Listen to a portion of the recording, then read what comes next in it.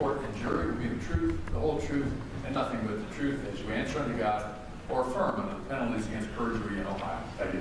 Please remember, sir. Morning. Morning. Can you please say your name for the record, please? Yeah, name's James Crates. Last name is spelled C-R-A-T-E-S. James, do you go by Jim or James? Jim. Either's okay, but Jim is what I go by daily. What do you tell the jurors what you do for a living? I'm what's called a mitigation specialist.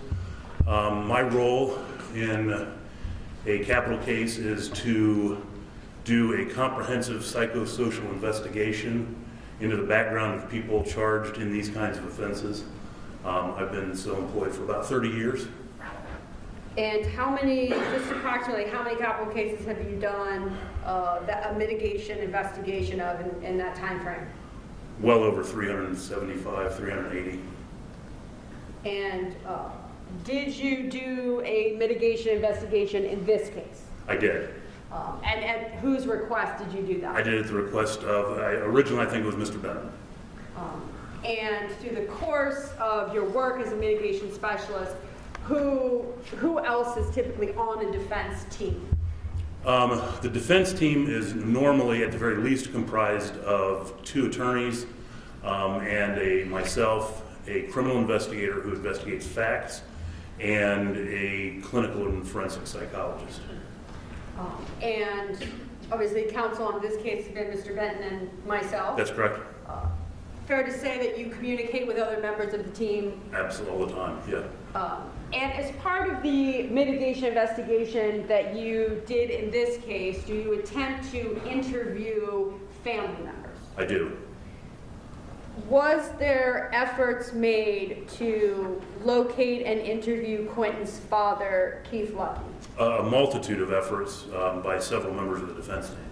And was Keith Lucky ever able to be located? No. Every lead that was developed turned up absolutely fruitless. Does the defense team have evidence that he's even alive? We suspect that he is alive, but we know from reporting that for many, many years he's been demented and basically drank himself into a stage of ongoing dementia. And that's what you mean when you say demented? Yes, demented, yeah.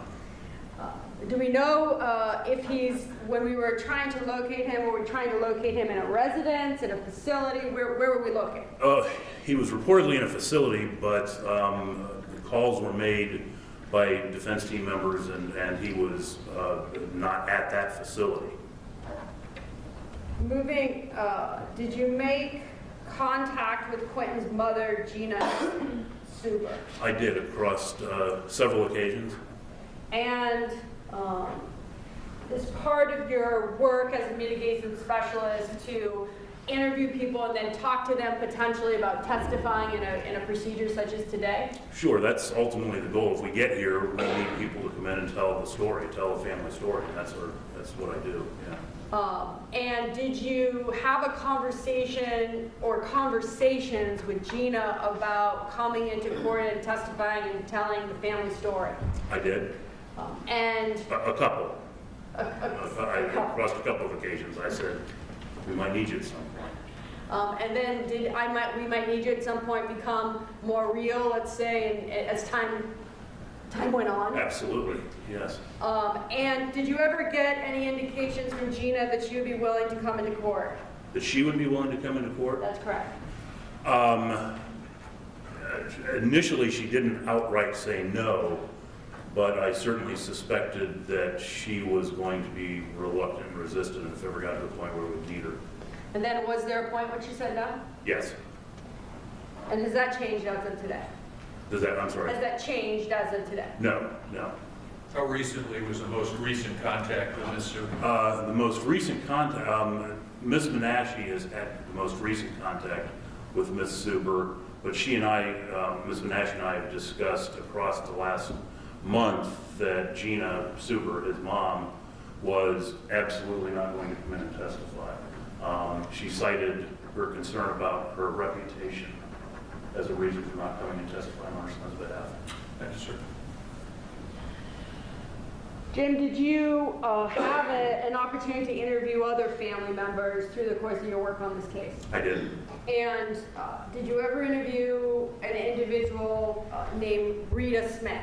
Sarita Smith, yeah, and she goes by Rita, that's correct. And who is she in the family tree? She is Quentin's maternal cousin. She would be the daughter of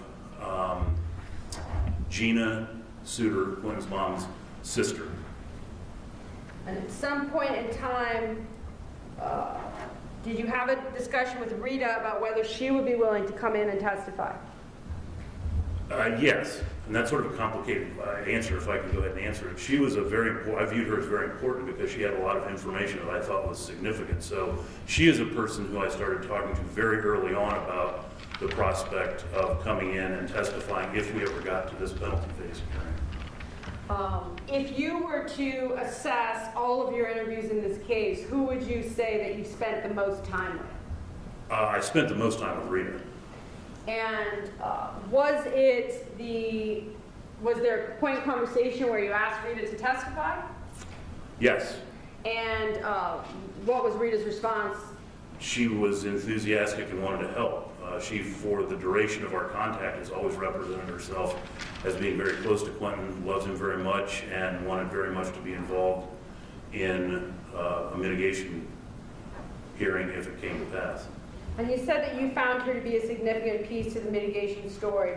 Just generally, why do you feel that way? Well, she was around a lot. She was 10 years older. She's 10 years older than Quentin, so the age difference allowed her to observe the family as Quentin was growing up in a way that other kids in the family, say for instance kids Quentin's age, couldn't remember because they were the same age. Just generally, when she was asked about the relationship that Quentin had with his mother, was her description particularly good or bad about that relationship? Do you mean that was Quentin's relationship with his mother good or bad? That's correct. I think Quentin might have viewed it as much better than it really was. His mother was prone to vicious verbal outbursts, emotional abuse. She would, one little thing, and I quote, one little thing goes wrong, Gina goes off. And she would call him names. She would tell him he was worthless, tell him he was going to end up just like his father, that she wished he'd die. Those were not at all uncommon outbursts. And was this the type of testimony that the defense team had hoped to elicit from Rita? Absolutely. And was there a point in time when Rita's interest or her willingness to testify changed? Yes. What was that? About 4 o'clock this morning. And what happened at 4 o'clock? Well, she was. You all are always talking to your witnesses before a hearing like this, so that they're understanding what's going to be asked of them, so that they're comfortable nothing's going to come out of right field. And we were anticipating her to come in last night. We heard nothing, and I got a text at 4:15 this morning that said, "I've got to be at work. I can't make it to Columbus." Where was she coming from, Mr. Crazy? Cleveland. And if you know, were there arrangements made by the defense team anticipating her arrival here? The arrangements were made for her to stay in a local hotel very close here on High Street. Actually, weeks ago, an offer was made for someone to actually go up and get her if she had transportation problems, but she indicated that she could get here and that wouldn't be a problem. And is that something that the defense team lets people know that if you have issues, we'll go get you, we'll bring you down? And did you do that with, for instance, Darius Subin? Yes, yeah, and went and got Darius yesterday. And will someone be taking Darius back today? At this very moment, yes. In terms of also part of your mitigation investigation, did you do a number of records requests in this case? I did. And just generally, if you could tell the jurors what types of records you typically request and are seeking, and what did you receive in this case, just generally? My hope is to get really any record that's out there. We all have lots of places that we've had contact, and those places traditionally will generate a paper trail. And the folks that we're involved with oftentimes have significant documentary history, and that's in the form of academic records, it's in the form of mental health records, medical records, employment records.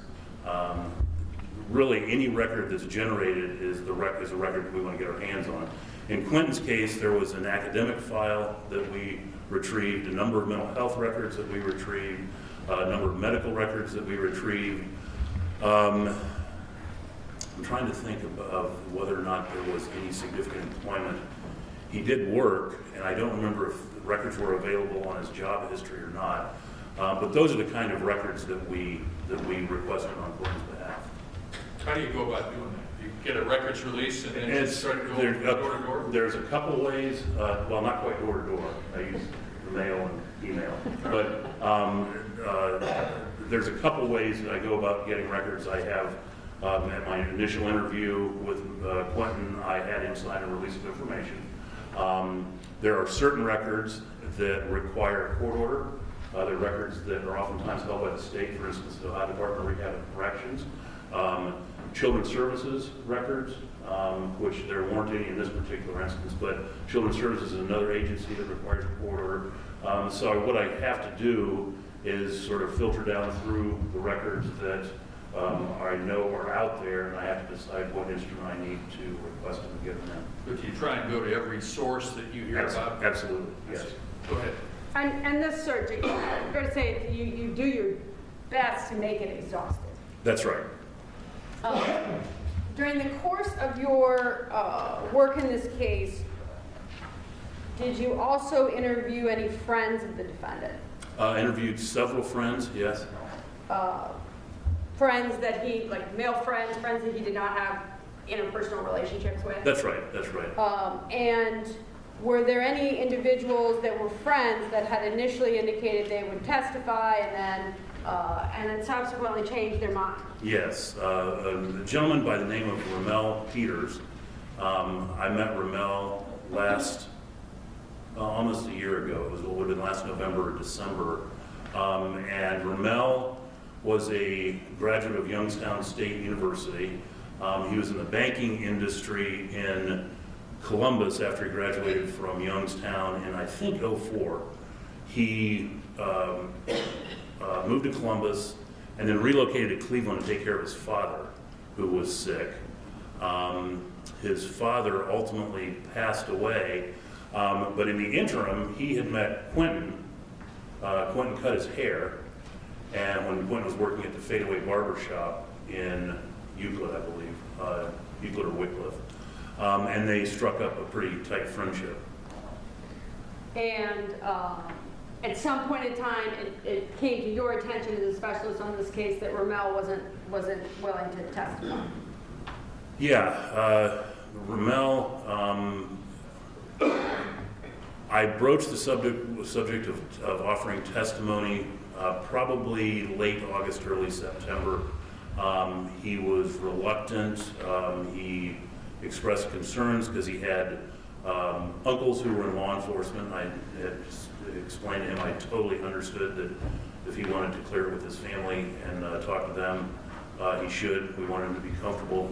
And he ultimately decided that he was not going to testify. I was up there as recently as this past weekend and just asked him again, would you maybe reconsider? And he was adamant that he did not want to be involved at this level. And because of that, did anyone from the defense team ask our forensic psychologist, Dr. John Fabian, to interview Ramel? Yes. And if you know, did that interview happen? I believe it did. Yeah, I believe it did, yeah. Jim, in case the jurors are wondering, typically in a mitigation phase like this, Is it common practice or not common practice that we would subpoena someone? That is, we would force someone to come in against their will? No, and there's a couple reasons for that. First and foremost, an unhappy witness is never usually a good witness. Secondly, the kinds of information you're asking people to testify to in a case like this is oftentimes emotionally gut-wrenching. It's stuff that is really traumatic for the witness and in many or most cases the person on trial to relive. So putting them under subpoena and forcing them into that sort of potentially emotionally traumatic situation is just something I don't do. We don't do generally in the arena. And so if someone says, I don't want to come in, we tend to respect that. Absolutely. Despite our best efforts to convince Despite our best efforts. Throughout the course of your work on this case, was anyone from Quentin's biological paternal side ever willing to participate? No. Even one interview? No. And that's sort of there's a long-standing history there. They also did not accept Quentin into that paternal side of the family for years and years and years. He was not welcome. So of the family interviews you did, those were maternal? They were maternal relatives, correct. Maternal relatives, maternal acquaintances, and friends. One moment, John.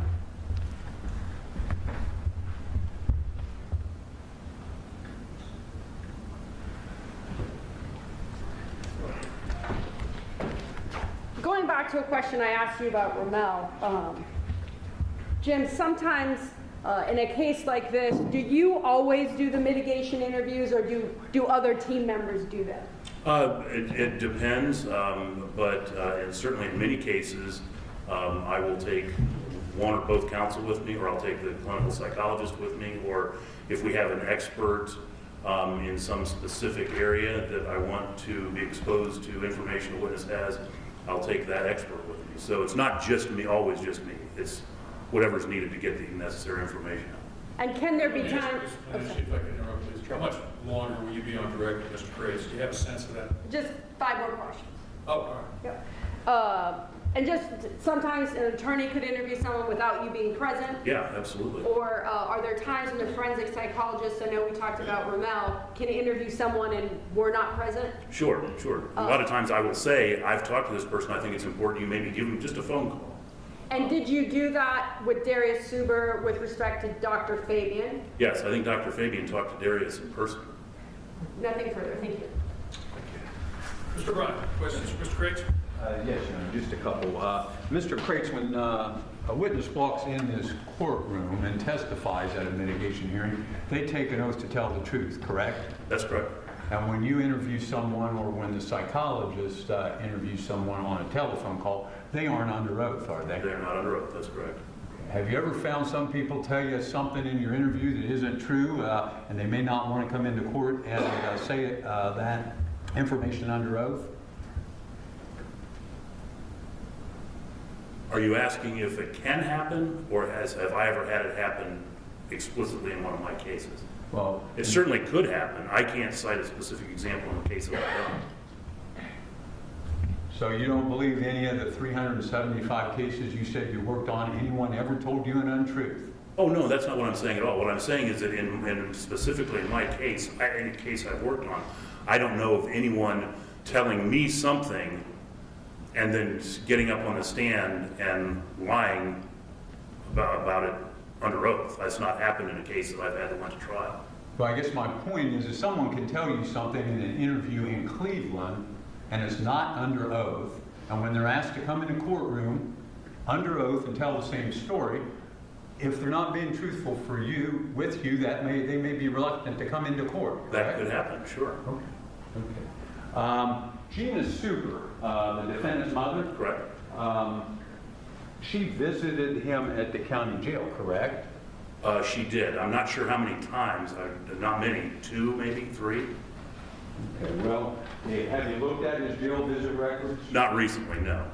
Okay, if I told you that the jail records reflect 9 separate visits, 9 separate days by his mother, Gina Suber, to the defendant in the county jail, would you agree that that would probably be right? I'm sure the jail keeps good records, absolutely. Okay. Okay, thank you. I have another question. Ms. Beneshi, anything to finish up, Mr. Graves? Yes, thank you. Just briefly. With respect to the jail visits, those kind of by definition would have been done here in Columbus. Correct. Was there any time that you've met Gina personally? I have. And does she have your phone number if you know? She always has, yeah, since day one. And so at any point during those 9 visits that you were just asked about, did Gina ever reach out to you as the mitigation specialist and say, hey, I'm in town, do you want to meet? Not to me, not to Mr. Benton, nor to you, and you're right around the corner from the jail. Has she ever reached out to you independently on the phone and said, hey, what can I do? I'm checking in on my son. Well, how can I help? No. And is it your protocol, if you will, standard operating procedure to give someone your card and to really tell them about your importance and role on a case like this? Absolutely. Are you fair to say you're the point of contact? I'm the point of contact. Nothing further. Mr. Brown, anything else? No, thank you, Mr. Graves. Mr. Graves, thank you. Your excuse, sir. Thank you, Your Honor. Members of the jury, it's lunchtime. We'll break now until 1:30. Please don't investigate the case or talk among yourselves or with anyone else about the case. We'll pick up at 1:30 with the next witness. Thank you for your attention.